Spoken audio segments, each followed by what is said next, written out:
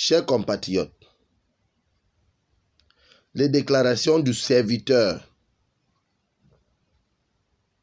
du roi Paul Biya, le disparu, à Tangandi, le soi-disant ministre de l'Intérieur de la République camerounaise, qui a été transformé en République bananière,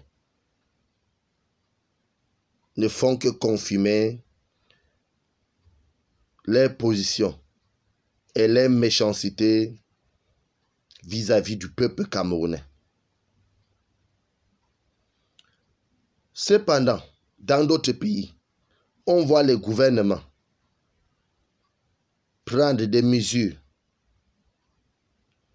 fermes et favorables pour venir en aide à leur population. Au Cameroun, le soi-disant gouvernement plutôt demande à la population de cotiser. Et comme la population n'a pas suivi les jeux et qu'un compatriote, le seul opposant actuel du Cameroun, décide de faire cotiser la population et que le peuple se sensibilise et le peuple comprend le pourquoi il a demandé à ce qu'ils cotisent et qu'ils ont accepté et validé les cotisations, ces membres de ce parti politique satanique, ce soi-disant ministre de l'Intérieur à Tangandi, saute comme d'habitude, à tort et à travers, et demande et menace de fermer les banques qui vont récupérer ces cotisations. Alors que nous savons tous qu'actuellement, la maladie Covid-19, dont j'appelle Covid-Business, n'épargne personne. Donc je reviens à dire qu'au Cameroun,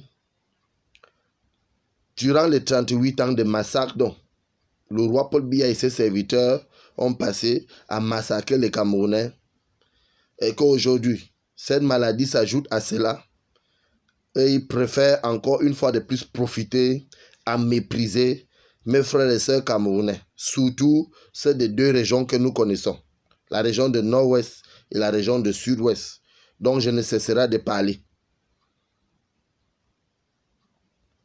Vu la situation actuelle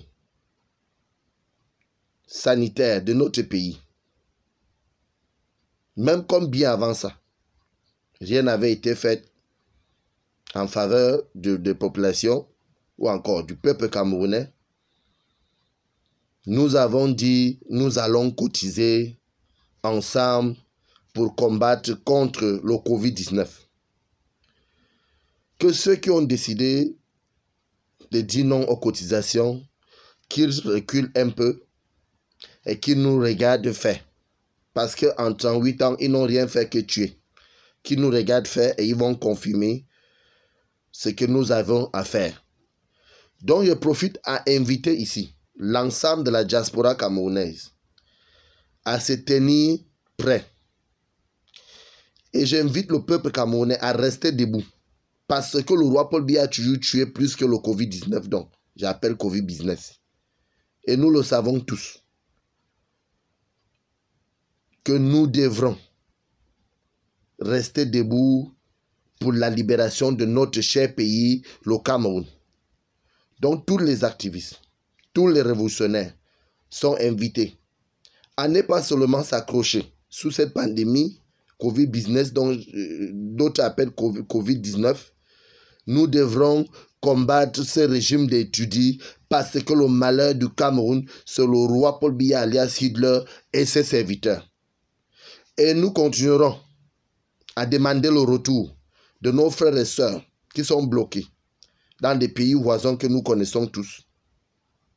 Et la libération de tous les détenus politiques, sans délai ni condition.